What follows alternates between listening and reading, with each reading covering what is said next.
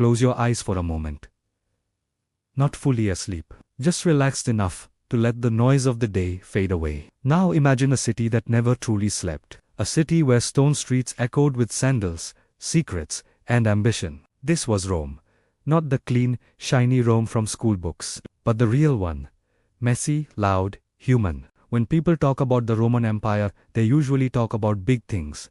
Big battles, big emperors, big buildings, marble columns, golden crowns, armies marching in perfect lines. But Rome was not built only by heroes and generals. It was built by ordinary people who worried about rent, food, illness, gossip, and survival. And their stories are the ones that really make it into textbooks. Tonight, we're not rushing through dates or memorizing names.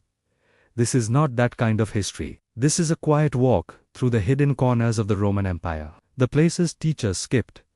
The whispers historians argued about. The stories that survived not in stone, but in rumors, letters, and shadows. Imagine Rome at night. The sun has set. Torches flicker along narrow streets. Somewhere, a dog barks. Somewhere else, laughter spills out of a tavern. The empire is calm for now, but under that calm surface, something is always moving, always plotting, always waiting. Rome loved to tell its own story. Emperors hired writers. Victories were carved into stone. Statues were raised to make leaders look taller, stronger, wiser than they really were. History back then was branding, and, like all branding, it left things out. For example, textbooks tell us Rome brought order and law to the world. Roads, aqueducts, civilization. What they don't tell you is how many people were crushed to make that order possible, or how often Rome's own people felt powerless inside the greatest empire on earth. Rome was loud during the day, markets full of shouting merchants,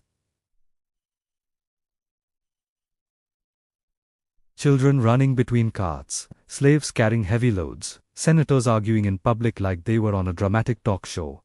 But at night, Rome whispered, and those whispers carried secrets. There were secrets about emperors, not just the famous crazy ones everyone jokes about, but quiet secrets.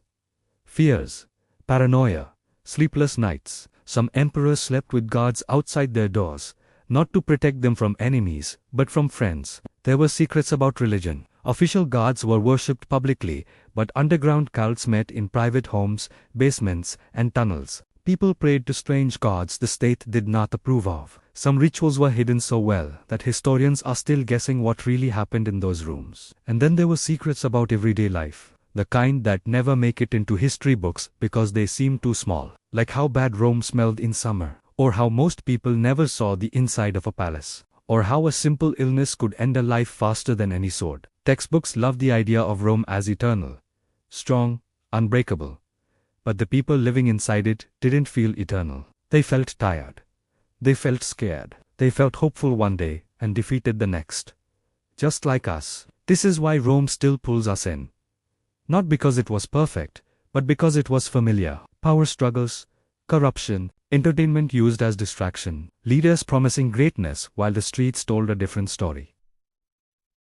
Sound familiar? Yeah. Rome would feel very at home in the modern world. But here's the thing, Rome didn't want future generations to know its weaknesses. So it hid them. Pain was edited out. Failures were renamed. Shame was buried under monuments. And for a long time, it worked. Until fragments started speaking. Old letters, scratched graffiti, complaints carved into walls, jokes written by bored soldiers. Even shopping lists. These small pieces survived when grand speeches didn't. And together, they tell a quieter, more honest story of the Roman Empire. A story where not everyone believed in the empire. A story where people laughed at their leaders behind closed doors. A story where survival mattered more than glory. Tonight, we are listening to that story. We are not here to judge Rome, or praise it, or cancel it. We're here to understand it, to meet it as it really was.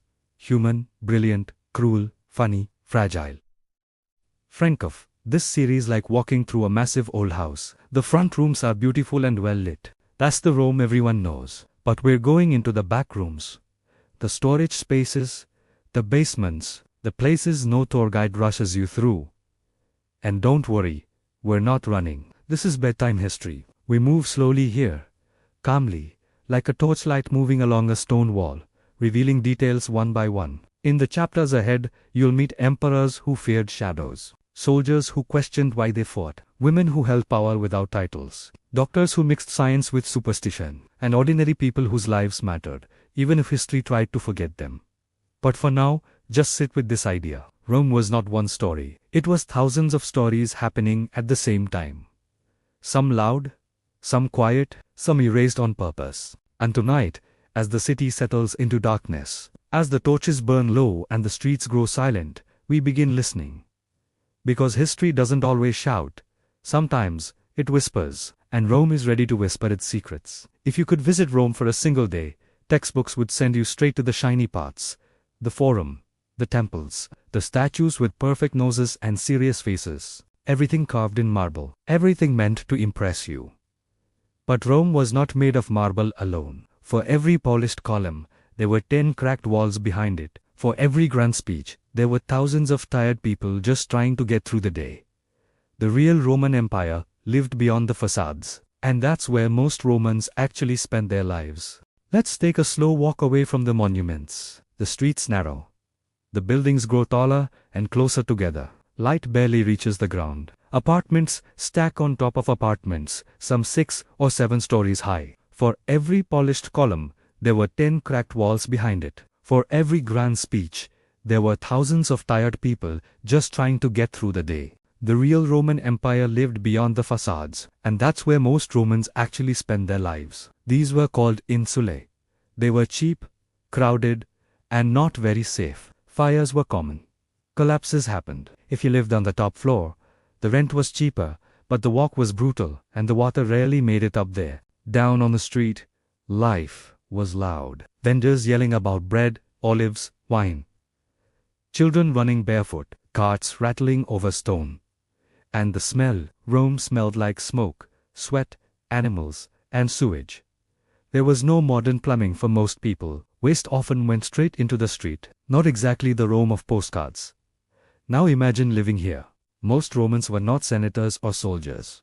They were bakers, porters, washerwomen, shopkeepers, slaves, freedmen, people who worked every day and still worried about food. People who knew the empire was powerful, but didn't feel powerful themselves. Textbooks say Rome brought order, but daily life often felt chaotic. Crime was common, especially at night. Pickpockets worked crowded streets. Gangs controlled neighborhoods. Some areas were so dangerous that even guards avoided them after dark. And yet, life went on. People laughed. They joked. They argued. They fell in love. They complained about politicians, just like we do today. In fact, Roman graffiti shows us something surprising. Walls were covered with messages. Insults. Love notes. Political jokes. One message in Pompeii basically said, "I hate the man whose name is written here." No explanation, just pure ancient anger. Rome was not silent. It talked constantly. Gladiators were celebrities. Their faces appeared on walls and pottery. Some women wore perfume named after famous fighters. Yes, really? But most gladiators lived short, painful lives. They were fed well, not out of kindness, but because healthy fighters lasted longer. Behind the cheers was blood, fear, and exhaustion. And not everyone loved the games. Some Romans hated the violence but felt pressured to attend. Others went just to avoid suspicion. In Rome, public loyalty mattered. If you didn't clap, someone noticed. Now, let's talk about class. Rome was deeply unequal. A tiny group lived in luxury, while the majority struggled. The rich had private toilets, gardens, and fresh water. The poor shared everything, including disease. Illness spread fast. Doctors existed, but medicine was risky. Treatments included bloodletting, strange herbs, and prayers. Sometimes the cure was worse than the sickness. Many people accepted death as a daily possibility. It wasn't dramatic. It was normal. Slavery was everywhere. Slaves cooked meals, taught children, cleaned streets, and worked mines. Some lived better lives than free citizens. Others didn't survive long. Rome depended on slavery, but rarely talked about it proudly. It was just there. And yet, even slaves left behind traces, names scratched into stone, simple prayers, Small acts of rebellion. History remembers emperors. But walls remember everyone. Let's pause for a moment. Think about this version of Rome. No trumpets, no marching legions, just ordinary people waking up, working, worrying, and sleeping. This was the empire's true foundation. Even the famous roads weren't built for comfort. They were built for control, to move troops fast, to crush rebellions, to remind everyone who was in charge. Rome connected the world, yes, but it also tightened its grip on it. Still, there was pride. Many Romans believed in the empire. They believed it brought peace. They believed chaos was worse. And maybe they were right. Or maybe they just didn't have a better option. Rome was full of contradictions. It gave people bread, but not always dignity. It gave entertainment, but demanded silence. It promised stability, but lived in constant fear of collapse. And under all of it, the empire depended on routine.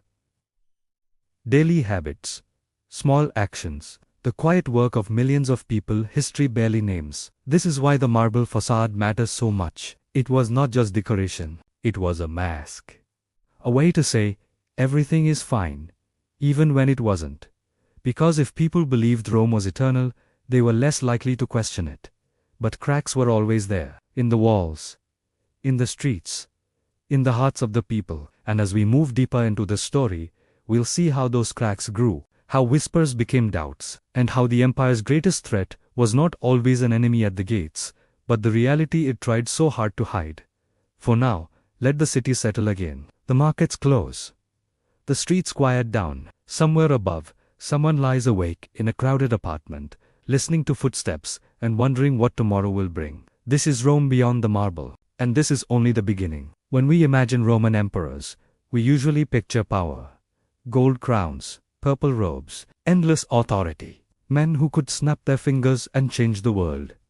And yes, emperors had power. A lot of it. A lot of it. But power does strange things to people. Behind palace walls, far from cheering crowds and marble statues, emperors lived very different lives than the ones carved into stone. Their public image was strong, calm, almost godlike. Their private lives were often anxious, lonely, and deeply paranoid. Being emperor of Rome was not a peaceful job. Most emperors did not sleep well. And honestly, who would? Everyone wanted something from them. Senators wanted favors. Generals wanted promotions. The people wanted food and entertainment. And somewhere in the background, someone was always planning to take their place. Assassination was not rare. It was expected. That knowledge changes a person. Emperors trusted very few people. Some trusted no one at all. Many slept with weapons nearby. Others surrounded themselves with guards even inside their own homes. A few refused to eat food prepared by anyone they didn't personally know. Poison was a popular solution to political problems in Rome. Textbooks often describe emperors as monsters or heroes. Crazy or brilliant. But the truth is quieter and more uncomfortable. Many emperors were scared men pretending to be gods. Take Emperor Tiberius. Publicly, he was calm and disciplined. Privately, he withdrew from Rome entirely and ruled from the island of Capri. Ancient writers loved to tell wild stories about what he did there. Some of them were likely exaggerated. Roman historians enjoyed drama. But his isolation was real. Tiberius stopped trusting Rome. Or maybe Rome stopped trusting him. Either way, the emperor hid. And hiding was common. Caligula is another favorite example. Textbooks love him because he's easy to label as insane. He insulted senators, claimed to be a god, allegedly wanted to make his horse a consul. But even Caligula didn't start that way. Early in his rule, people loved him. Then power settled in, and something broke. Was he mad? Maybe. Was he reacting to constant fear, betrayal, and pressure? Very possible. When someone controls everything, but trusts nothing, the mind doesn't stay calm for long. Now let's talk about a secret few textbooks admit. Emperors were lonely. They lived surrounded by people, yet truly close to almost no one. Family was dangerous. Friends were risky. Loyalty had an expiration date. Even love could be political. Marriage was often strategy, not affection. Some emperors wrote letters complaining about exhaustion, about being watched, about feeling trapped by the very power they held. But those letters weren't meant for us. They were meant for trusted friends. Many didn't survive. What did survive were rumors. Rome loved rumors. Whispers moved faster than official news. A look at the wrong moment could spark conspiracy. A delayed appearance could cause panic. If the emperor didn't show himself for a few days, people wondered if he was sick, dead, or already replaced. So emperors performed. They appeared in public even when ill. They smiled even when terrified. They played the role Rome demanded. Because the moment the performance stopped, the empire felt unstable. Some emperors tried to control the story. They destroyed records, rewrote history, ordered statues of rivals torn down, faces scratched off coins. This was called damnatio memoria, the punishment of memory. If you couldn't kill someone twice, you erased them instead. And it worked. For a while, but private habits still leaked through. Some emperors obsessed over astrology. Others consulted prophets and dream interpreters. Many believed signs and omens guided their fate. A bird flying the wrong way could change a decision. A bad dream could delay an execution. Rome was rational on the surface, superstitious underneath. And then there were the secret pleasures. Not all emperors lived in constant terror. Some used their position to escape boredom. Banquets lasted for hours. Exotic foods were imported from across the empire. Entertainment was endless. But indulgence had a cost. The more distant emperors became from normal life, the less they understood the people they ruled. That gap mattered, because Rome expected emperors to be more than rulers. They were symbols, fathers of the state, living anchors of stability. When emperors failed to feel human, the empire felt it too. Even the good emperors had shadows. Marcus Aurelius, the philosopher-emperor, wrote calm thoughts about patience and duty. But even he struggled with war, illness, and grief. His private writings show a man reminding himself not to lose control, not to become bitter. Wisdom doesn't erase pressure, it just helps you survive it. So when textbooks simplify emperors into villains or legends, they miss the truth. Rome's emperors were not gods. They were not demons. They were humans, under impossible weight, and that weight shaped the empire. Fear created cruelty. Isolation created poor decisions. Power without rest created chaos. Many of Rome's worst moments started not with evil plans, but with tired minds and desperate choices. As night falls over the palace, the emperor remains awake. Torches flicker, footsteps echo in distant halls. Somewhere beyond the walls, the city sleeps, or pretends to. Tomorrow, the emperor will appear strong again. The mask will return, the crowd will cheer, and history will record only what was shown. But tonight, behind closed doors, Rome's ruler is just another human, wondering how long the crown will stay on his head. And that quiet fear may be one of Rome's greatest secrets. Rome liked knowledge, but only the kind it could control. Publicly, the empire celebrated learning. Philosophers spoke in open spaces. Teachers instructed children of the wealthy. Libraries stood proudly near temples and forums. Knowledge made Rome look civilized, wise, superior. But not all knowledge was welcome.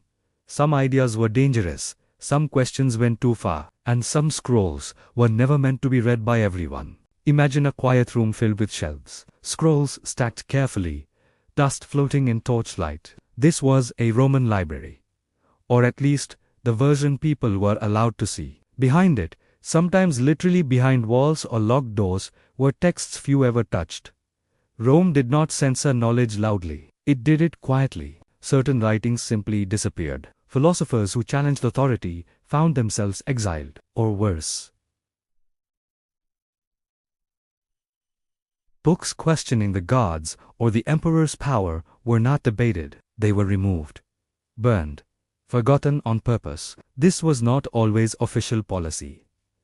Often it was pressure. A scholar might decide on his own that publishing certain ideas was unsafe. Better to stay alive than be correct. Hidden libraries existed in private homes. Wealthy Romans collected scrolls, like treasures. Some collections were famous.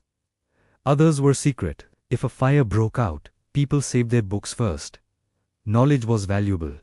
Dangerous, but valuable. Now let's talk about the kind of knowledge Rome feared most. Not magic. Not superstition. Rome tolerated plenty of that. What it feared was independent thought. Ideas that suggested power did not come from gods or emperors, but from people. That made rulers nervous. Some philosophers thought that happiness came from simplicity, not empire. Others questioned whether war was truly honorable. A few suggested that rulers should be judged, not worshipped. These ideas spread quietly, passed from student to student, and sometimes they spread too far. Libraries burned more than once in Roman history. Some by accident. Fires were common. Others burned for political reasons. When power changed hands, old ideas often went with the old rulers. Destroying knowledge was easier than arguing with it. But not all hidden knowledge was political. Some was practical. Medical texts described surgeries that sound terrifying even today. Doctors experimented, sometimes successfully, sometimes not. Certain treatments were kept quiet because they failed too often, others because they worked too well and threatened accepted beliefs. There were also secret calendars, astrological charts,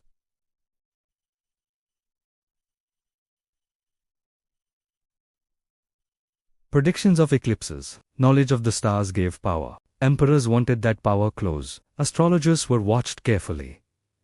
One wrong prediction could cost them their life. And then there were the mystery cults. These groups met in private. Members swore oaths of silence. Their rituals were secret. Outsiders were not welcome. Some focused on rebirth, others on the afterlife. Some promised protection, others promised truth. The state tolerated them as long as they stayed quiet. Once they grew too visible, problems started. Knowledge shared openly can be debated. Knowledge shared secretly creates fear, and fear makes empires uncomfortable. One famous example is the cult of Mithras. Popular among soldiers, their temples were underground, their rituals hidden. We still don't fully understand them because members took secrecy seriously. Even now, historians are guessing. That's the thing about hidden knowledge. It leaves gaps. Those gaps were intentional. Rome wanted control over the story, over the past, over the future. Knowledge was power, and power was not meant to be shared equally. Yet ideas slipped through anyway. Slaves listened to conversations. Children repeated lessons. Soldiers carried beliefs across borders. Knowledge traveled faster than orders. Faster than laws. Even graffiti played a role. Short phrases, jokes, quotes, small pieces of thought, scratched into public walls. They were easy to ignore, hard to erase completely. Rome tried to curate wisdom, but wisdom is stubborn. Some scrolls survived because they were buried, hidden under ash, lost in ruins. The eruption of Mount Vesuvius, terrible as it was, preserved entire libraries in Pompeii and Herculaneum. Knowledge frozen in time, waiting for centuries. When modern historians found these texts, they realized something important. Rome knew more than it admitted. Rome questioned more than it recorded. Rome argued with itself constantly, but official history only kept the answers it liked. This is why textbooks feel clean, clear, confident. They are built from approved knowledge. The rest sits in fragments, half sentences, burned edges, and guesses. And yet, those fragments tell us so much. They show a society curious, nervous, ambitious, and afraid of its own thoughts. A society that loved wisdom, but feared where wisdom could lead. As night deepens, a scholar carefully rolls up a scroll and hides it. Not because it is false, but because it is true in the wrong way. Outside, Rome sleeps. Inside, ideas wait, because empires fall, but ideas are patient. And some of Rome's most powerful secrets were not hidden in vaults or palaces, but in quiet rooms, behind locked doors, written in ink that refused to disappear. Rome loved to be entertained.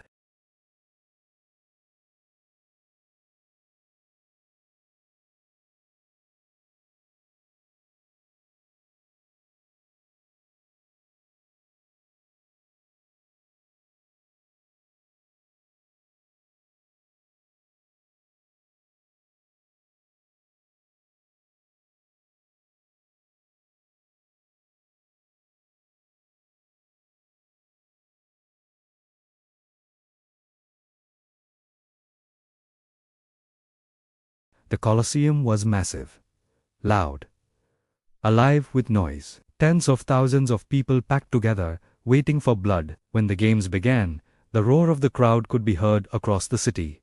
It was thrilling, it was terrifying, and it was carefully controlled.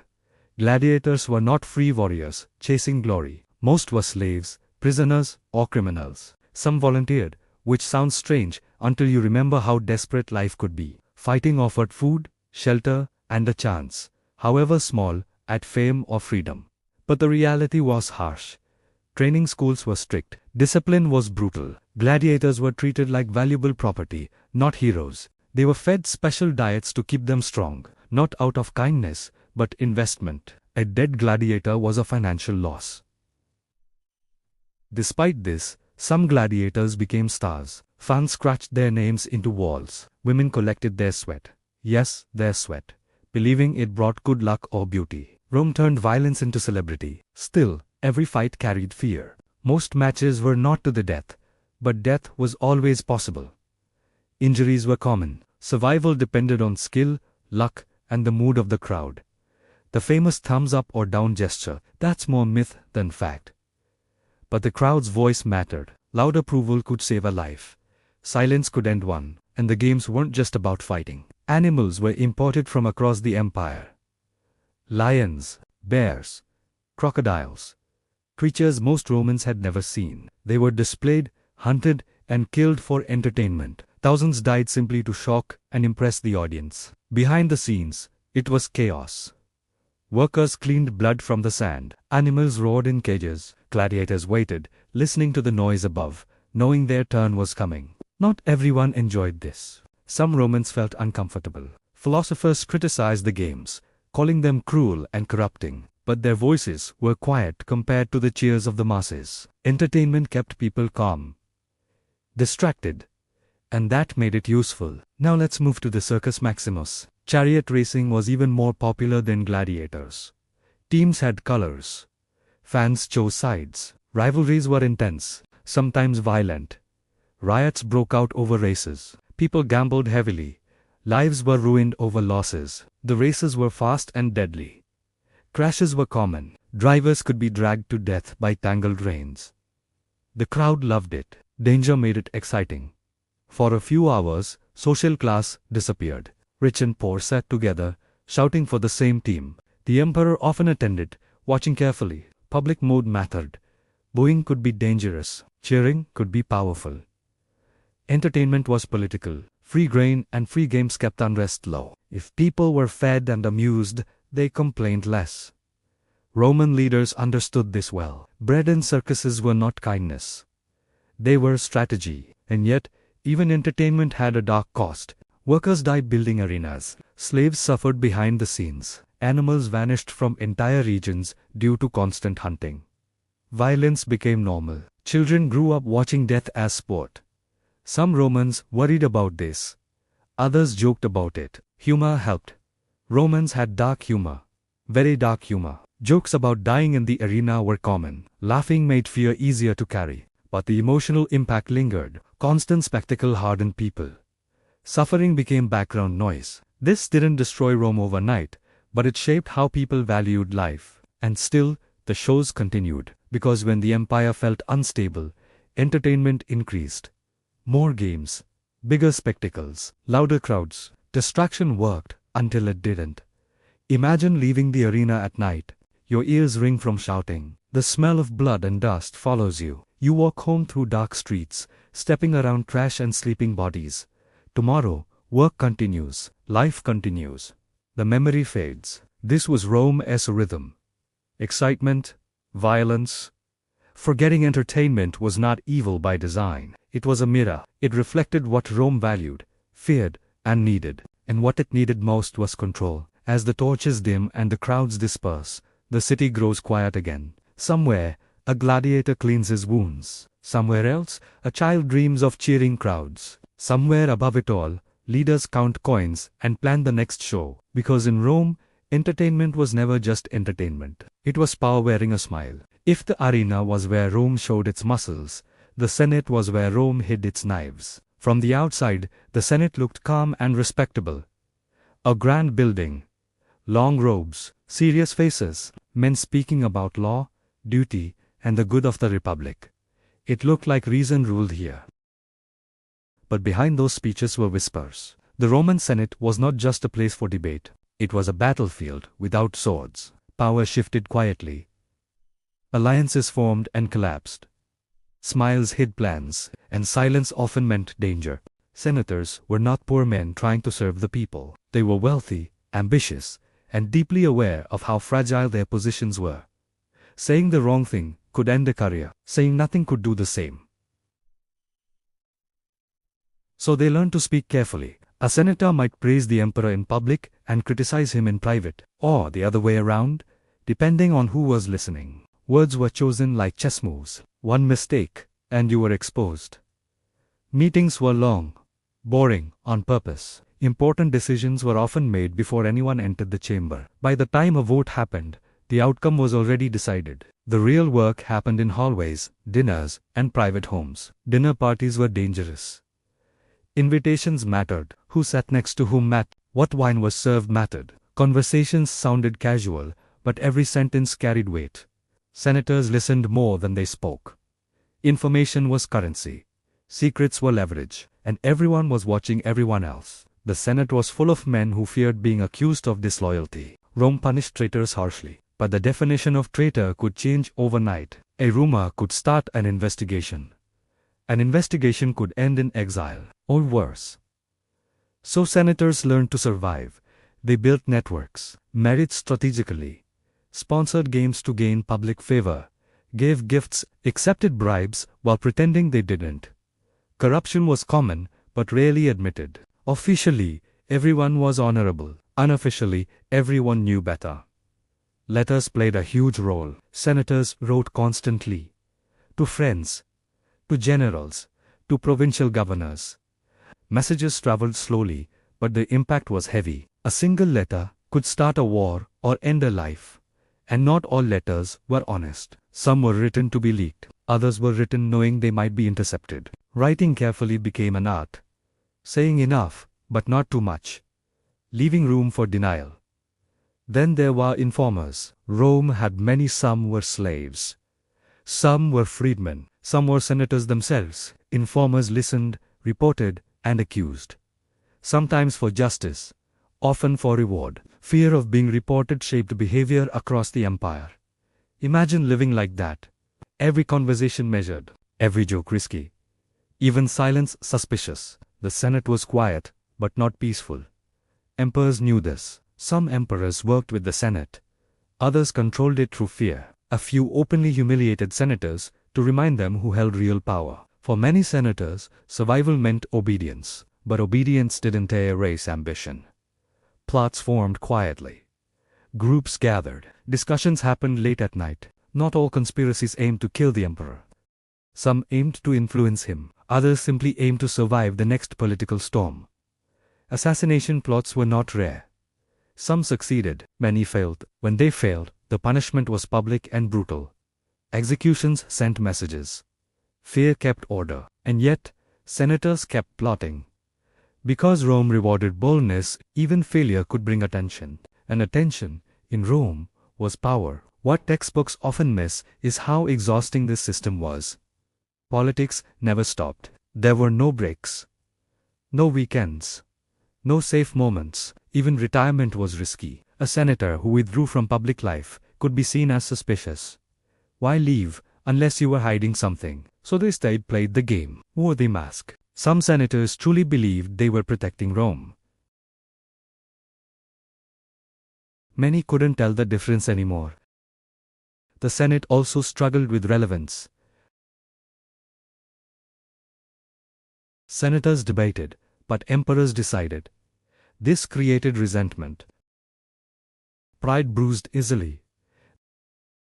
Men used to authority didn't like being ignored. The tension simmered for centuries. Rome never fully resolved the question, who truly ruled?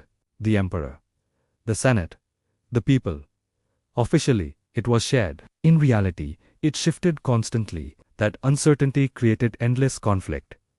As night falls, the Senate building empties. Torches are extinguished. Footsteps echo as the last men leave, but the real work continues elsewhere.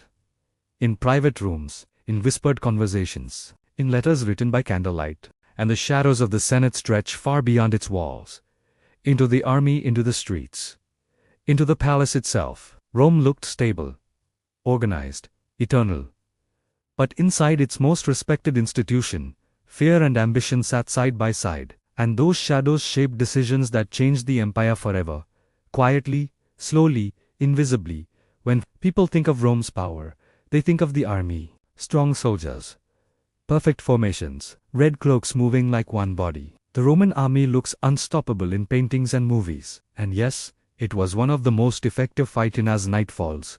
The Senate building empties, torches are extinguished, footsteps echo as the last men leave. But the real work continues elsewhere. In private rooms, in whispered conversations, in letters written by candlelight, G-forces in history. But the real Roman army was more human than heroic. Behind the armor and discipline were tired men with sore feet, old injuries, and long memories. Soldiers didn't live in constant battle. Most of their lives were spent waiting, training, marching, building, complaining, and trying to survive far from home. Joining the army was not always about glory. For many, it was about food and stability. Soldiers were paid, fed, and housed. For poor citizens, that mattered. For non-citizens, service could earn Roman citizenship. The army offered a future, even if it was a dangerous one. Training was harsh. New recruits were pushed hard, marching long distances with heavy packs, practicing with wooden weapons heavier than real ones. Discipline was strict. Mistakes were punished, sometimes publicly. The goal was obedience. Rome wanted soldiers who followed orders without hesitation. But soldiers were not machines. They joked. They argued. They missed home. Letters from the front revealed boredom more than bravery. Soldiers complained about bad food, slow pay, and unfair officers. Some joked that enemies were the least of their problems. Camp life was structured but dull. Days followed routines. Wake up, train, work, guard duty, sleep, repeat. Entertainment was limited. Gambling was common. Drinking, too. Arguments happened. Fights broke out. Despite discipline, desertion happened. Some soldiers ran away. Others bribed officers to avoid dangerous duties. Rome punished deserters harshly, but it couldn't stop them all. Not every soldier believed in Rome. Many were recruited from conquered lands. They wore Roman armor, but their loyalty was complicated. Some fought bravely for Rome. Others waited for a chance to leave. The empire depended on these men, yet never fully trusted them. That tension shaped the army. Soldiers built more than they fought. Roads, forts, bridges, entire cities. Military camps often became permanent settlements. Traders followed the army. Families formed nearby. Rome spread not just by force, but by routine. Still, war was never far. Battles were chaotic, loud, confusing. Orders were hard to hear. Smoke and dust filled the air. Training helped, but fear was always present. Courage wasn't the absence of fear. It was functioning despite it. Death was common. Sometimes sudden, sometimes slow. Wounded soldiers didn't always die on the battlefield. Infections killed many days later. Medical care was basic. Survival depended on luck as much as skill. And victory wasn't always glorious. After battles, soldiers looted. It was expected, sometimes encouraged. This created resentment among conquered people. Rome claimed to bring peace, but peace arrived wearing armor. Soldiers also enforced order within the empire. They collected taxes, suppressed revolts, protected governors. This put them in direct contact with civilians. Not all interactions were peaceful. Abuse of power happened. Complaints existed, but justice was uneven. A soldier's word often carried more weight than a civilian's. Rome valued stability over fairness, yet soldiers were also vulnerable. Pay was sometimes delayed. Promised rewards didn't always arrive. Veterans expected land or money after service. But many were disappointed. Some protested, some revolted. A few even turned against emperors. The army held power. Emperors knew this.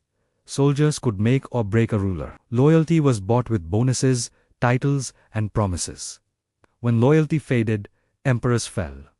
Soldiers noticed this. They knew their value. Some units demanded rewards before supporting new empires. Others chose sides in civil wars. Rome's army defended the empire, but it also decided who ruled it. Religion played a role too. Soldiers worshipped many gods.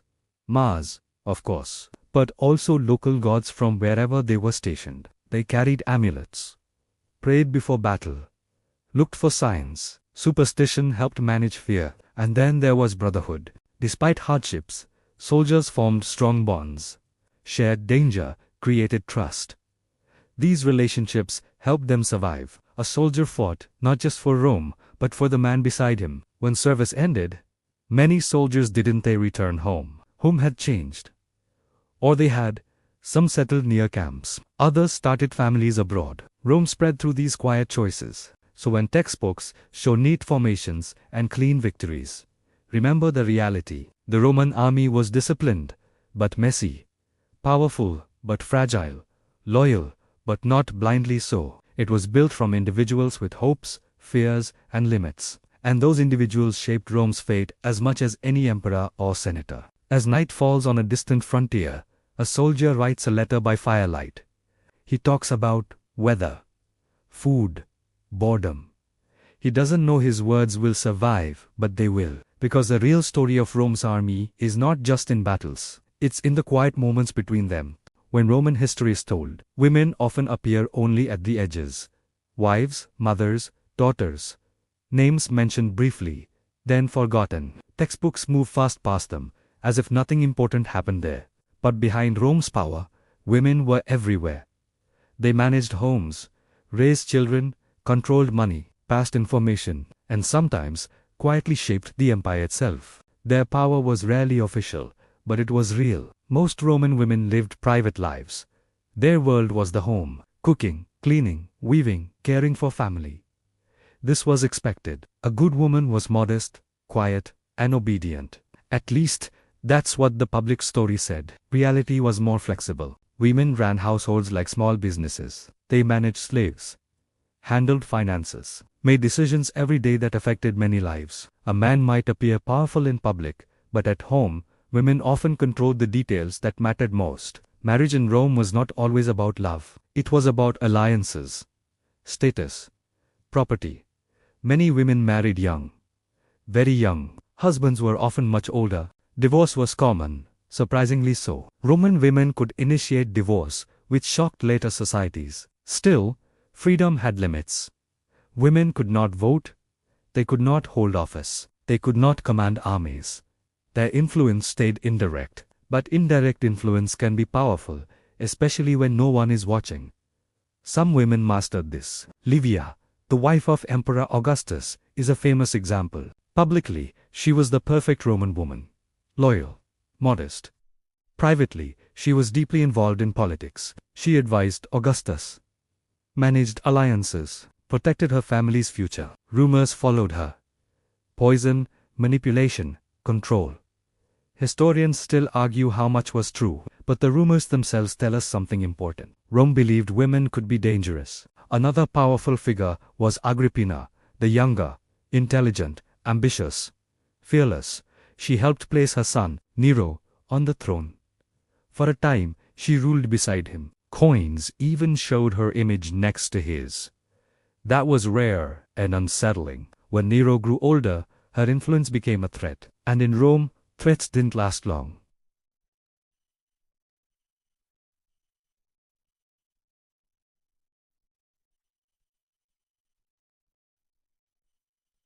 Most women were not empresses.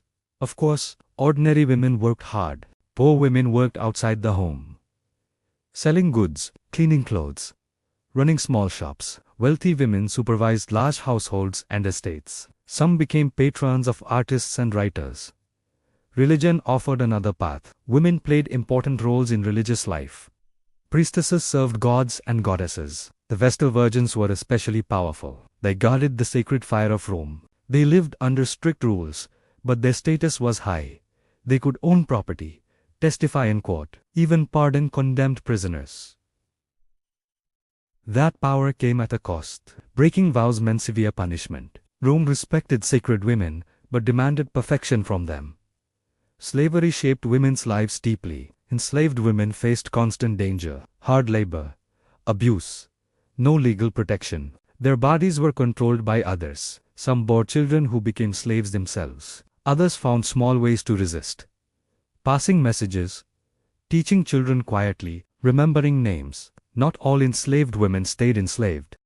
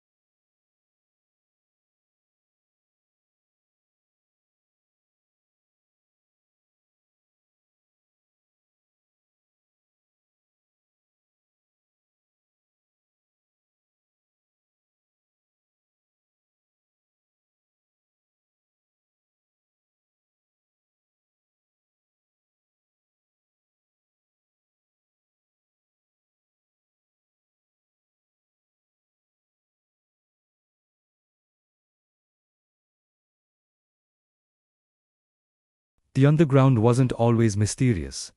Sometimes it was practical. Still, it remained invisible to most. During times of crisis, underground spaces became lifelines.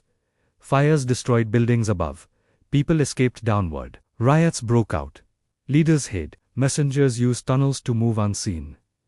Rome's strength depended on control of space. Streets, forums, temples. But the underground resisted control. It was too complex, too hidden, too old. This bothered authorities.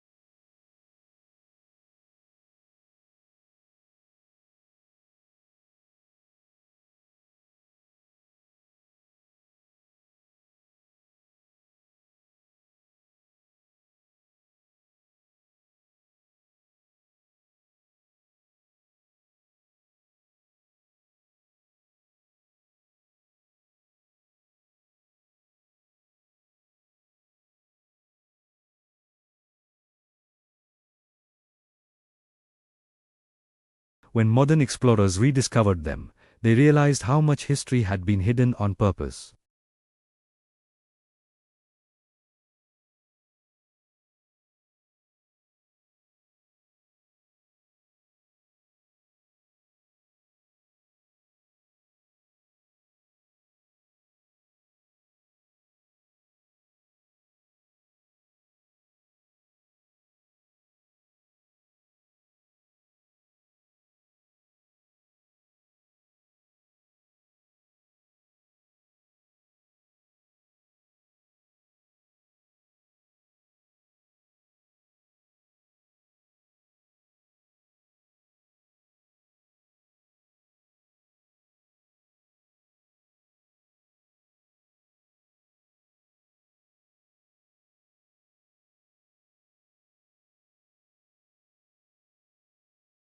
If you woke up sick in Rome, your options were limited.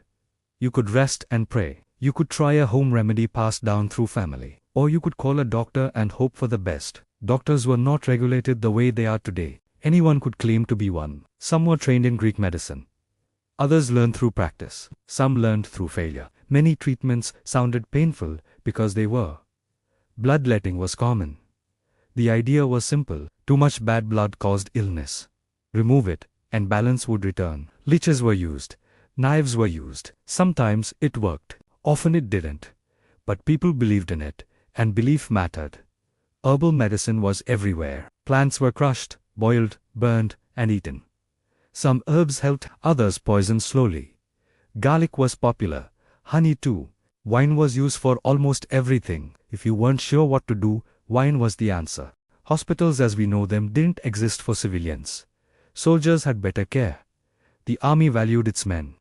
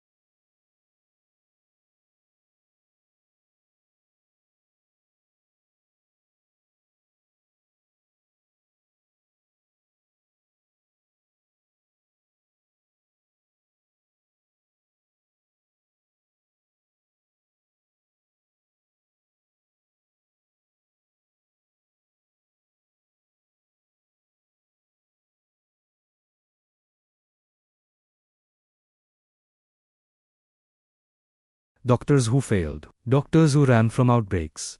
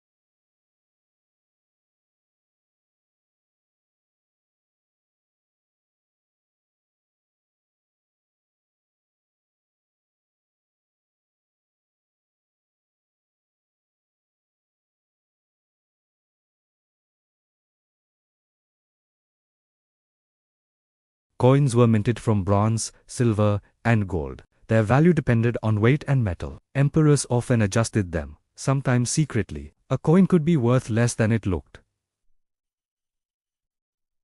Inflation was a problem even back then. Markets were live and chaotic. Vendors shouted about bread, olive oil, wine, fish, meat.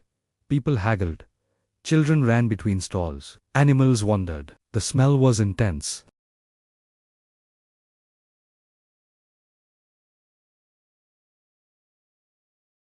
Mithras, Isis, Bacchus, secret religions with private rituals. Initiates learned slowly. Temples were hidden. Meetings were secret. Some emperors tolerated these groups. Others feared them. Their practices were intense, symbolic, and unknown to most citizens. Priesthoods wielded subtle power. Vestal virgins were especially important. Guardians of Rome's sacred fire. Highly respected. Lives dedicated to ritual. Breaking vows meant severe punishment. Yet they influenced society quietly. Their presence was a reminder that religion had power, not just faith. Fortunes and prophecy mattered too. Oracles and soothsayers guided choices. Leaders consulted astrologers. Soldiers asked priests about omens before battle. Merchants checked lucky days before trading. Even emperors relied on advice from interpreters of signs. Rituals were often performative. Romans performed ceremonies with precision. Correct words, gestures, and offerings mattered. Mistakes could offend gods. Some rituals lasted hours, others days. Observers might not understand why, but participants felt security in proper performance. Religion intersected with politics. Every emperor displayed piety. Public approval was tied to religious devotion. Festivals and sacrifices reinforced authority. Ignoring religious duties could be dangerous. Leaders balanced spiritual appearances with practical governance. Yet private belief often differed. Many citizens practiced quietly. They adapted rituals to daily life. They combined traditions from conquered lands. Gods merged. Symbols overlapped. Rome's religion was flexible, messy, and syncretic.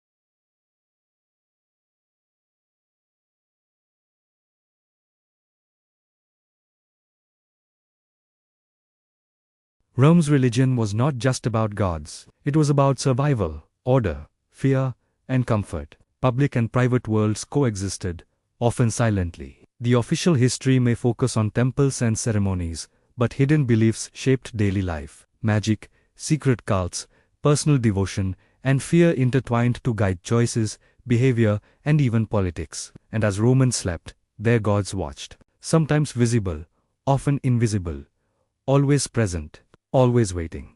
Rome loved order. Streets were crowded, but rules existed.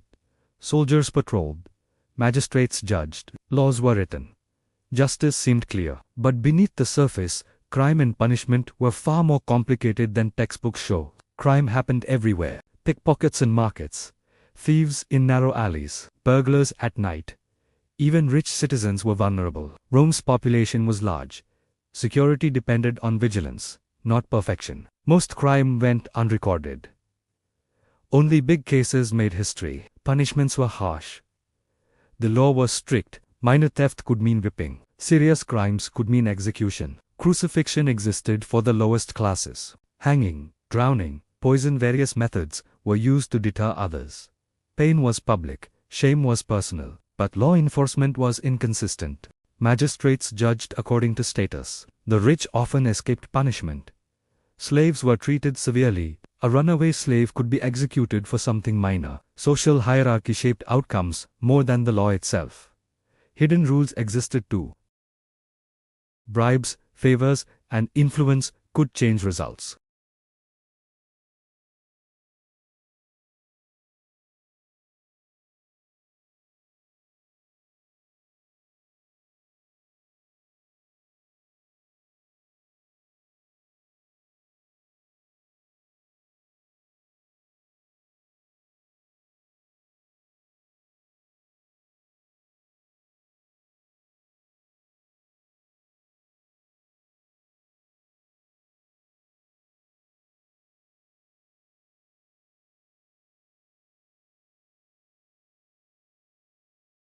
Sanitation worse.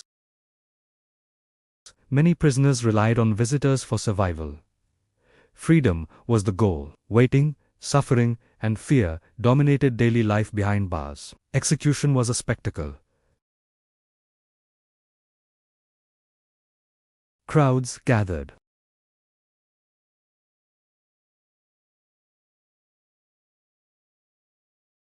Citizens might get less painful methods. Public shame reinforced social control. Crime wasn't always survival-driven. Some acted out of ambition, jealousy, or revenge.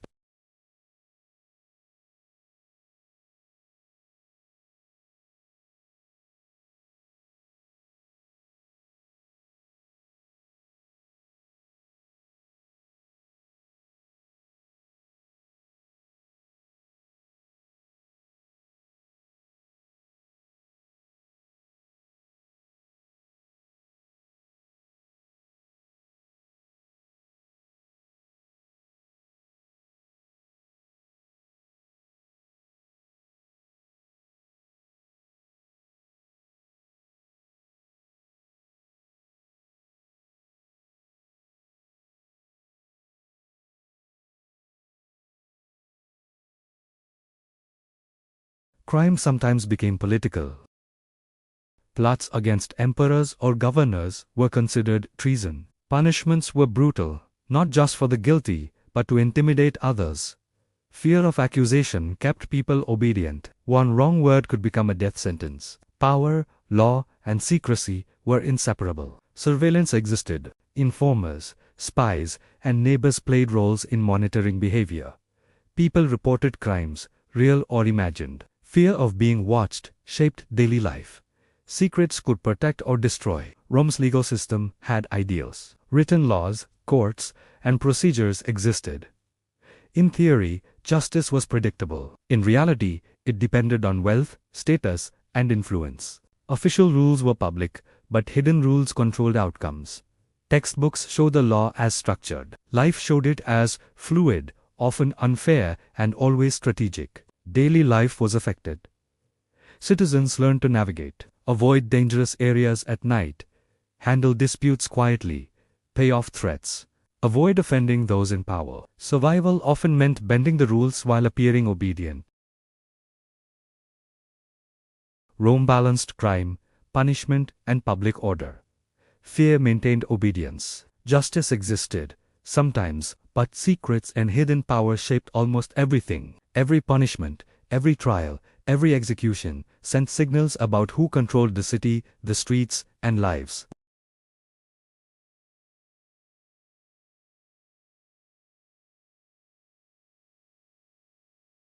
Magistrates sleep. The city rests uneasily, aware that order is fragile. Secrets survive where law cannot reach. Rome's law was visible. Crime was invisible. Yet both shaped the empire equally. Rome loved to show off. Buildings, statues, mosaics, frescoes, everywhere you looked. Art celebrated power, religion, and society. But beyond what survived in museums, the real culture of Rome had countless stories textbooks rarely tell. Public art was impressive.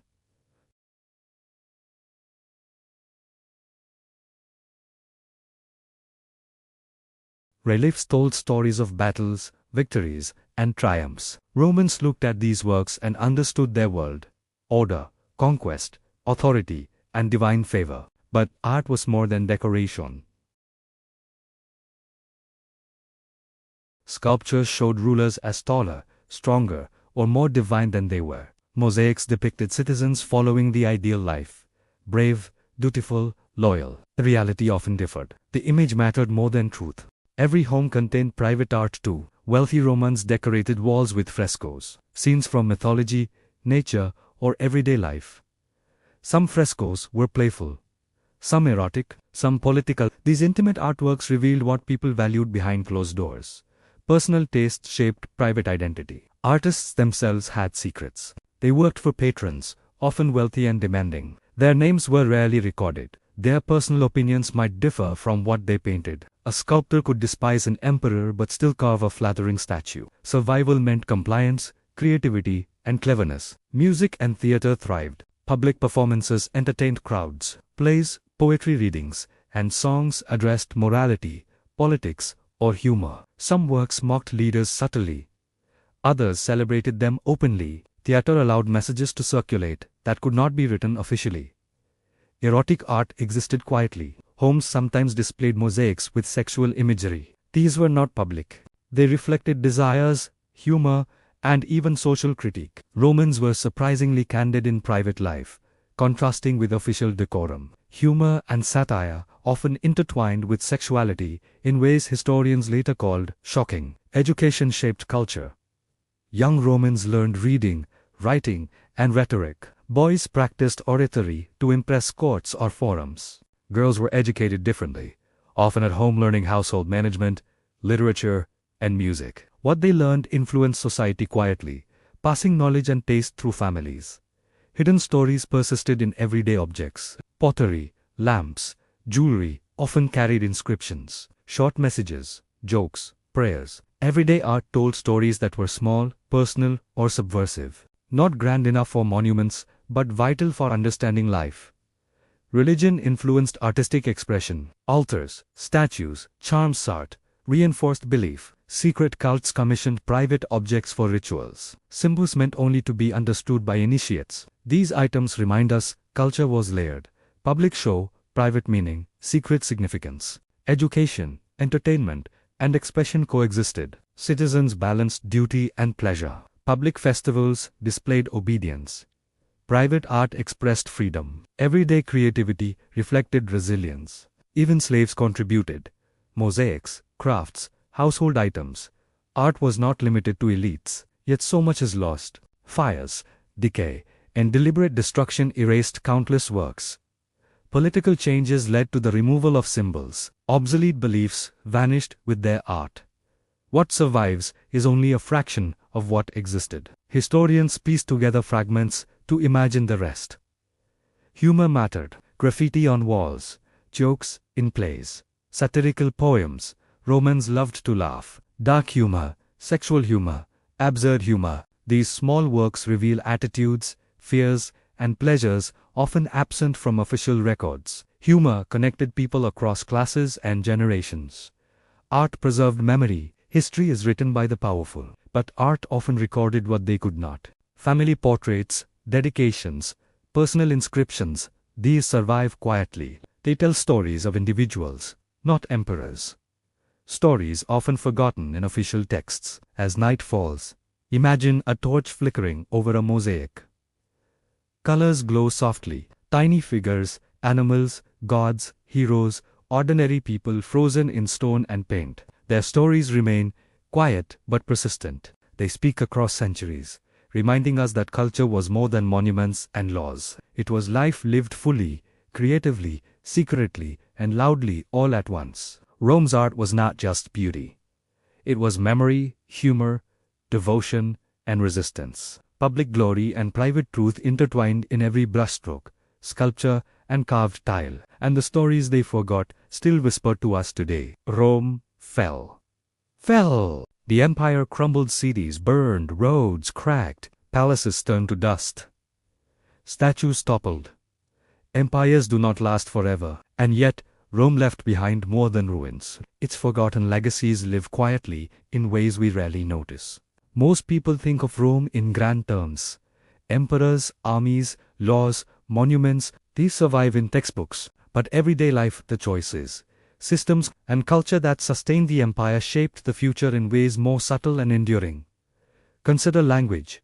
Latin was Rome's tongue, not just for speech, but for record-keeping, literature, contracts, and law. When Rome fell, Latin evolved into new languages: Italian, Spanish, French, Portuguese, Romanian. A spoken legacy quietly spread across continents, invisible yet powerful. Law survived too. Every home contained private art too. Wealthy Romans decorated walls with frescoes, scenes from mythology, nature, or everyday life. Some frescoes were playful, some erotic, some political. These intimate artworks revealed what people valued behind closed doors. Personal taste shaped private identity. Artists themselves had secrets. They worked for patrons, often wealthy and demanding. Their names were rarely recorded. Their personal opinions might differ from what they painted. A sculptor could despise an emperor but still carve a flattering statue. Survival meant compliance, creativity, and cleverness. Music and theater thrived. Public performances entertained crowds. Plays, poetry readings, and songs addressed morality, politics, or humor. Some works mocked leaders subtly. Others celebrated them openly. Theater allowed messages to circulate that could not be written officially. Erotic art existed quietly. Homes sometimes displayed mosaics with sexual imagery. These were not public. They reflected desires, humor, and even social critique. Romans were surprisingly candid in private life, contrasting with official decorum. Humor and satire often intertwined with sexuality in ways historians later called shocking. Education shaped culture. Young Romans learned reading, writing, and rhetoric. Boys practiced oratory to impress courts or forums. Girls were educated differently, often at home learning household management, literature, and music. What they learned influenced society quietly, passing knowledge and taste through families. Hidden stories persisted in everyday objects. Pottery, lamps, jewelry often carried inscriptions, short messages, jokes, prayers. Everyday art told stories that were small, personal, or subversive. Not grand enough for monuments, but vital for understanding life. Religion influenced artistic expression. Altars, statues, charms art reinforced belief. Secret cults commissioned private objects for rituals. Symbols meant only to be understood by initiates. These items remind us culture was layered: public show, private meaning, secret significance. Education, entertainment, and expression coexisted. Citizens balanced duty and pleasure. Public festivals displayed obedience. Private art expressed freedom. Everyday creativity reflected resilience. Even slaves contributed. Mosaics, crafts, household items. Art was not limited to elites, yet so much is lost. Fires, decay, and deliberate destruction erased countless works. Political changes led to the removal of symbols. Obsolete beliefs vanished with their art. What survives is only a fraction of what existed. Historians piece together fragments to imagine the rest. Humor mattered. Graffiti on walls, jokes in plays, satirical poems. Romans loved to laugh. Dark humor, sexual humor, absurd humor. These small works reveal attitudes, fears, and pleasures often absent from official records. Humor connected people across classes and generations. Art preserved memory. History is written by the powerful, but art often recorded what they could not. Family portraits, dedications, personal inscriptions, these survive quietly. They tell stories of individuals, not emperors. Stories often forgotten in official texts. As night falls, imagine a torch flickering over a mosaic. Colors glow softly. Tiny figures, animals, gods, heroes, ordinary people frozen in stone and paint. Their stories remain quiet but persistent. They speak across centuries, reminding us that culture was more than monuments and laws. It was life lived fully, creatively, secretly, and loudly all at once. Rome's art was not just beauty. It was memory, humor, devotion, and resistance. Public glory and private truth intertwined in every brushstroke, sculpture, and carved tile. And the stories they forgot still whisper to us today. Rome fell. The empire crumbled, cities burned, roads cracked, palaces turned to dust. Statues toppled. Empires do not last forever, and yet Rome left behind more than ruins. Its forgotten legacies live quietly in ways we rarely notice. Most people think of Rome in grand terms: Emperors, armies, laws, monuments, these survive in textbooks, but everyday life, the choices, systems, and culture that sustained the empire shaped the future in ways more subtle and enduring. Consider language. Latin was Rome's tongue, not just for speech, but for record-keeping, literature, contracts, and law. When Rome fell, Latin evolved into new languages: Italian, Spanish, French, Portuguese, Romanian, a spoken legacy quietly spread across continents, invisible yet powerful.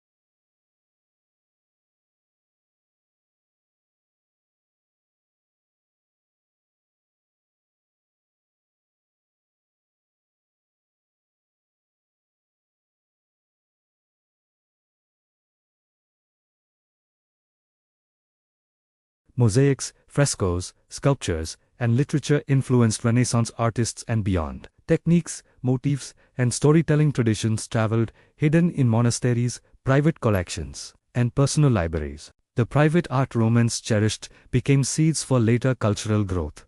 Religion transformed. Pagan temples declined, but ideas persisted. Christianity grew from secret meetings in catacombs to become the empire's dominant faith.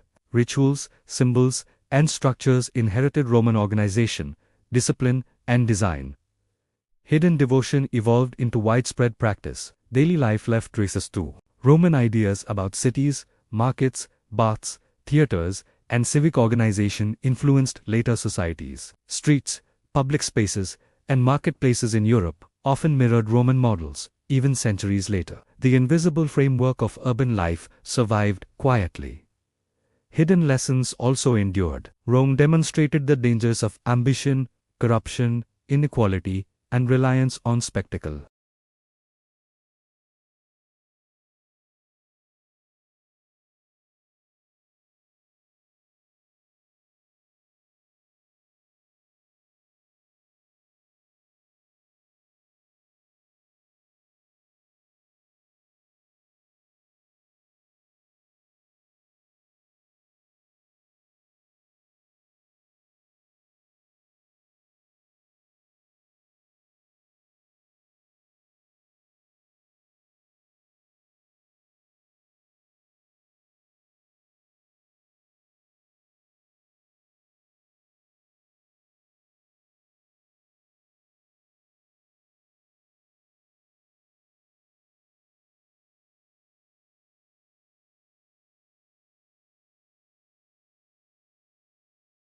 Rome's military might left intellectual blueprints, not just ruins. Ideas of citizenship and civic duty persisted. Romans debated rights, obligations, and responsibilities. These discussions influenced political thought in later republics and democracies. Concepts of participation, law, and duty trace back to ideas refined in the empire, and still, many legacies are invisible. Not everything is obvious. Names forgotten, streets rebuilt, traditions altered, but Rome's influence is woven into daily life, governance, language, art, and society. Its fingerprints remain everywhere, even if unrecognized. Rome teaches a final lesson. Permanence is fragile, but influence endures. Power may fade, empires may fall, ruins may crumble, names may vanish, but systems, ideas, creativity, and culture can quietly survive, echoing through centuries, shaping worlds that never saw the original empire in its glory. As night falls over the ruins, imagine the echoes of Rome. Soldiers marching, women whispering, priests chanting, markets bustling, voices, laughter, fear, hope, and creativity all layered across centuries. Rome sleeps, but its legacies do not.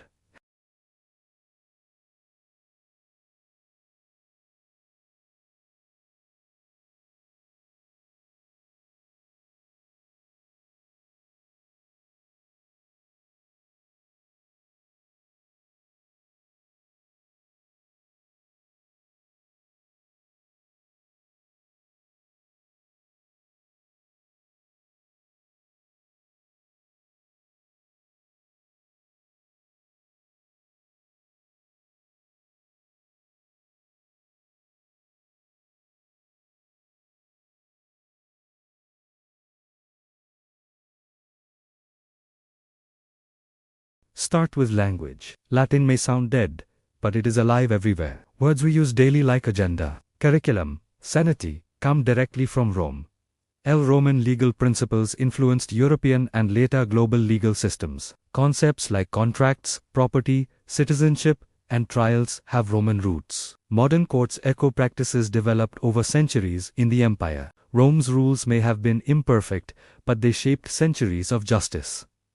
Latin was Rome's tongue, not just for speech, but for record-keeping, literature, contracts, and law. When Rome fell, Latin evolved into new languages: Italian, Spanish, French, Portuguese, Romanian, a spoken legacy quietly spread across continents, invisible yet powerful. Engineering and architecture left enduring marks. Aqueducts carried water. Roads connected cities. Bridges spanned rivers. Buildings demonstrated practical design and durability. Many survive, reused by later civilizations. Roman innovations in concrete arches and city planning quietly influenced the world long after the empire fell. Art and culture persisted. Mosaics, frescoes, sculptures, and literature influenced Renaissance artists and beyond. Techniques, motifs, and storytelling traditions traveled, hidden in monasteries, private collections, and personal libraries. The private art Romans cherished became seeds for later cultural growth. Religion transformed. Pagan temples declined, but ideas persisted. Christianity grew from secret meetings in catacombs to become the empire's dominant faith. Rituals, symbols, and structures inherited Roman organization, discipline, and design. Hidden devotion evolved into widespread practice. Daily life left traces too. Roman ideas about cities, markets, baths, theaters, and civic organization influenced later societies. Streets, public spaces, and marketplaces in Europe often mirrored Roman models, even centuries later. The invisible framework of urban life survived quietly. Hidden lessons also endured. Rome demonstrated the dangers of ambition, corruption, inequality, and reliance on spectacle. It showed the power of networks, information, and secrecy. It taught lessons about governance, human nature, and adaptation. These lessons, often overlooked, shaped the thinking of generations to come. Even the marginalized left legacies. Slaves, women, and the poor contributed knowledge, labor, culture, and survival strategies. Their voices may not dominate history, but their actions shaped society. Daily work, subtle resistance, and quiet creativity influenced how communities functioned and survived long after Rome fell. Technology and military tactics influenced future powers. The Roman army, roads, and fortifications became models. European powers borrowed strategies, fort designs, and organizational methods. Logistics, discipline, and training evolved from lessons learned centuries earlier. Rome's military might left intellectual blueprints, not just ruins. Ideas of citizenship and civic duty persisted. Romans debated rights, obligations, and responsibilities. These discussions influenced political thought in later republics and democracies. Concepts of participation, law, and duty trace back to ideas refined in the empire, and still, many legacies are invisible. Not everything is obvious. Names forgotten, streets rebuilt, traditions altered, but Rome's influence is woven into daily life, governance, language, art, and society. Its fingerprints remain everywhere, even if unrecognized. Rome teaches a final lesson. Permanence is fragile, but influence endures. Power may fade. Empires may fall. Ruins may crumble. Names may vanish. But systems, ideas, creativity, and culture can quietly survive echoing through centuries, shaping worlds that never saw the original empire in its glory. As night falls over the ruins, imagine the echoes of Rome. Soldiers marching, women whispering, priests chanting, markets bustling, voices, laughter, fear, hope, and creativity all layered across centuries. Rome sleeps, but its legacies do not.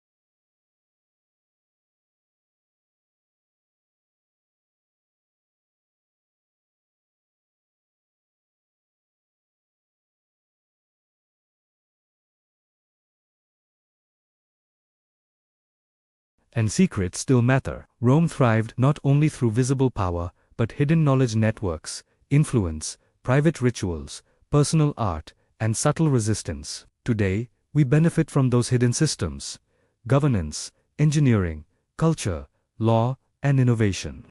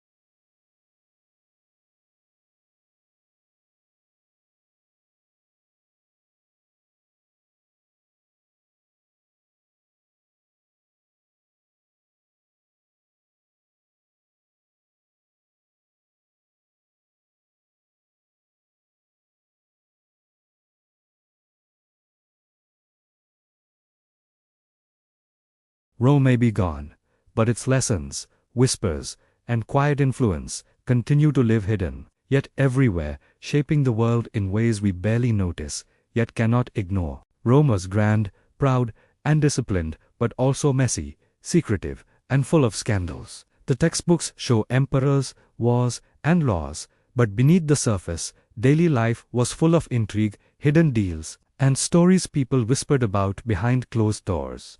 Markets held mysteries too. Behind stalls, deals were made quietly.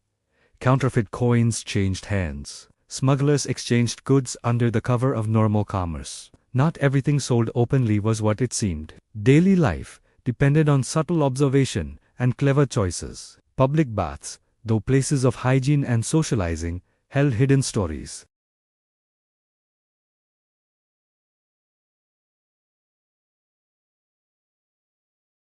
The bathhouse was both a social hub and a space where hidden currents of power and influence flowed. Religion also left subtle traces. Small household shrines, amulets, and charms hid in plain sight. Many Romans carried protective symbols without anyone noticing. The messages carved on walls, inscribed on metal, or painted on pottery revealed personal hopes, fears, and even humor that survived for centuries.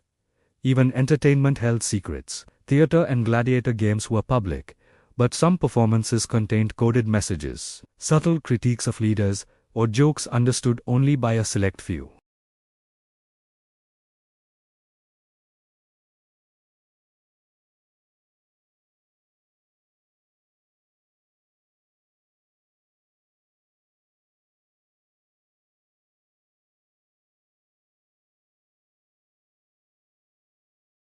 These invisible lives influenced Rome quietly, contributing labor, knowledge, and sometimes acts of subtle resistance that shaped society in ways history rarely acknowledges. Rome also had hidden dangers. Fires could spread quickly in crowded neighborhoods.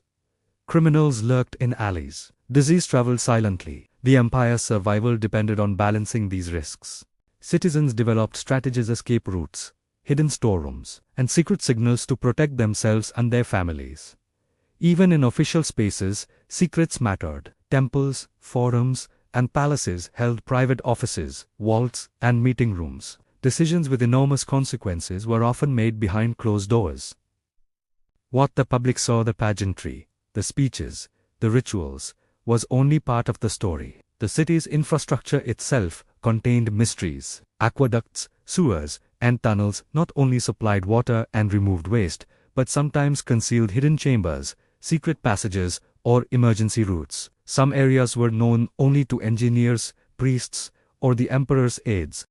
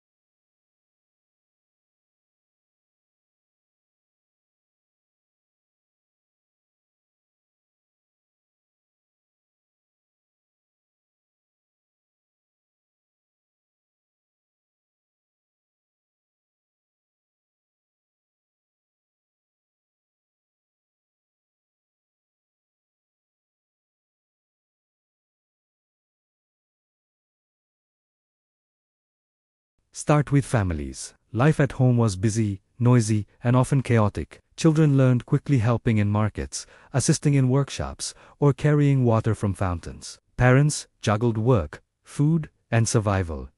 Homes were not always peaceful. Quarrels happened, small victories were celebrated, and quiet moments of joy were cherished. Behind the grand palaces, the same rhythms existed in simple apartments and small houses. Love was complex. Arranged marriages were common among the wealthy, but emotion, attraction, and rivalry still shaped relationships. Affairs, secret crushes, and unspoken desires existed quietly in bedrooms and private gardens. Letters, poems, and small gestures conveyed what official records ignored. For ordinary people, love could be daring, humorous, or even dangerous. Friendship mattered. Romans formed close bonds with neighbors, colleagues, and comrades. Shared meals, festivals, and walks in the city strengthened social ties. These connections provided support, protection, and joy, often more vital than wealth or status. In a world filled with risk, friendship was a quiet safety net. Work dominated life. Farmers, craftsmen, merchants, and laborers spent long hours sustaining the city. Slaves worked tirelessly, yet some found ways to maintain dignity, learn skills, and influence outcomes. Even mundane tasks, baking bread, repairing roads, carrying water shaped the rhythm of the empire. Life's continuity relied on ordinary people's efforts more than anyone in power realized. Religion and ritual touched personal life too. Private altars, household gods, charms, and whispered prayers provided comfort. People celebrated birthdays, victories, and festivals quietly in homes, sharing small, meaningful moments that survived only in traces. These rituals strengthened identity, family, and community. Play and leisure existed alongside work. Children played games in alleys. Adults enjoyed board games, singing, or storytelling. Baths were places for both cleanliness and conversation. Theatrical performances, gladiatorial games, and festivals entertained the masses. But informal moments, the laughter, jokes, and quiet reflections defined much of daily life. Fear and uncertainty were constant. Disease could strike. Fires could spread. Political intrigue could topple fortunes overnight. People learned to navigate danger, anticipate risk, and adapt. Life required cleverness, courage, and sometimes secrecy. Survival often depended on knowledge that history rarely recorded. Food connected people. Meals were simple for most: bread, vegetables, olives, cheese. Special occasions brought richer foods: meat, wine, exotic spices.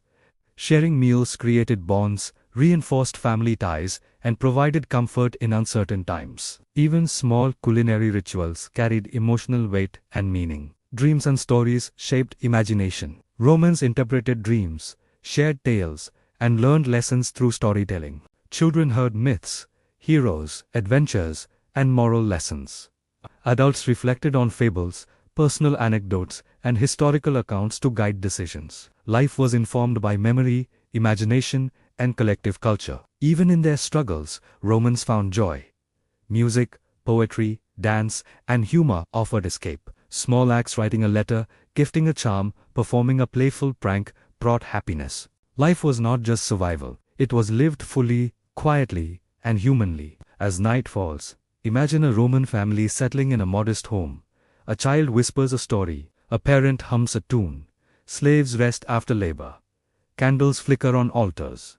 The city sleeps, but life, love, hope, dreams, laughter, and work continues. These hidden, ordinary lives created the real empire, layer by layer, moment by moment. Rome was not just conquest, laws, or monuments. It was made of humans' flesh, blood, and quiet courage. The hidden personal stories remind us that history is lived in bedrooms, markets, streets, and gardens. The heartbeat of Rome was ordinary life, resilient and enduring, echoing across centuries.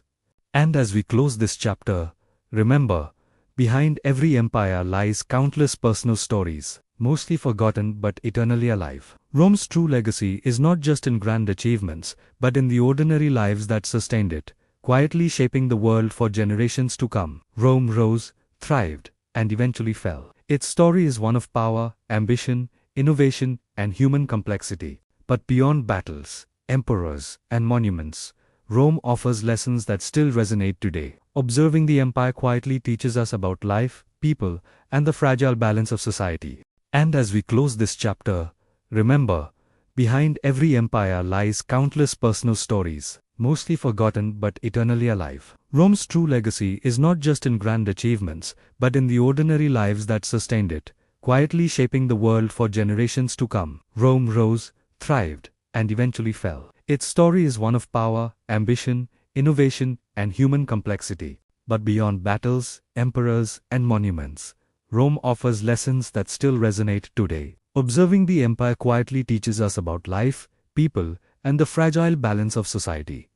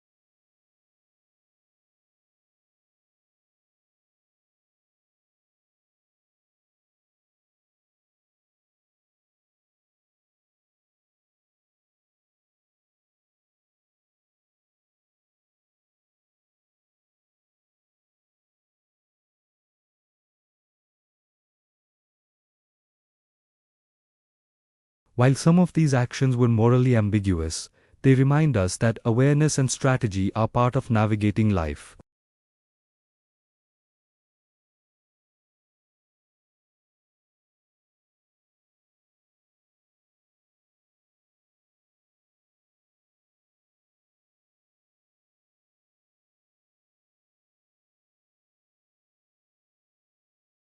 Community and relationships are essential. Romans relied on family, friends, colleagues, and neighbors.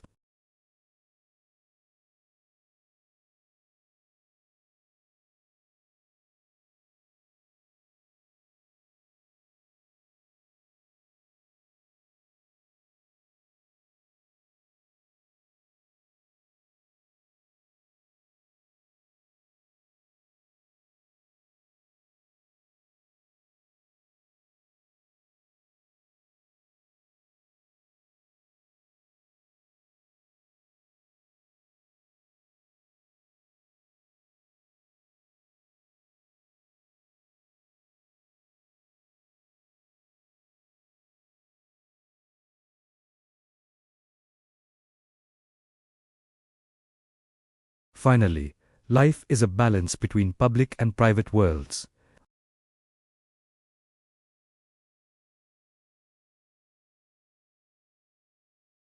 The ordinary, the hidden, and the personal shaped history as much as rulers and armies. Balance is a lesson for modern life. What we do privately often matters more than what we display publicly. As night falls, imagine Rome once more. Candles flicker in homes, streets grow quiet, markets close, families share stories, workers rest, children dream.